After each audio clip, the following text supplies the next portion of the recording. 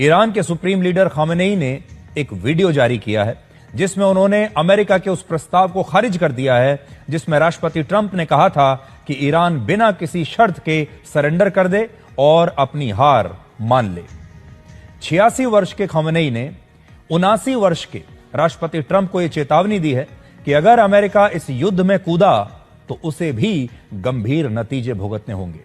हालांकि जिस वक्त यह बयान आया है उससे पहले इजरायल की वायुसेना के 50 लड़ाकू विमानों ने तेहरान में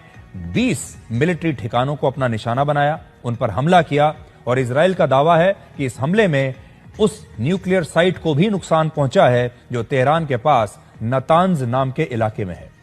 यह न्यूक्लियर साइट एक सुरंग में बना हुआ है और ऐसा कहा जा रहा है कि 13 जून के बाद से अब तक इजरायल इस पर 4 बार हमला कर चुका है और यहां मौजूद ढांचे को बहुत नुकसान पहुंचा है। इसके अलावा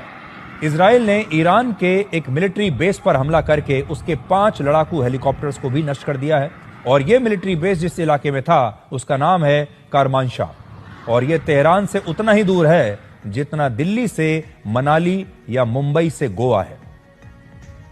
इजरायल का यह भी दावा है कि उसने ईरान के एयर स्पेस पर कब्जा कर लिया है और आने वाले दिनों में वो अपने हमलों को और तेज करेगा। इजरायल डिफेंस फोर्सेस के एक ब्रिगेडियर जनरल ने यह कहा है कि इस युद्ध में इजरायल का एक दिन का खर्च या एक दिन का जो बिल है वो है 725 मिलियन यूएस डॉलर्स का, यानी 6,200 करोड़ रुपए प्रतिदिन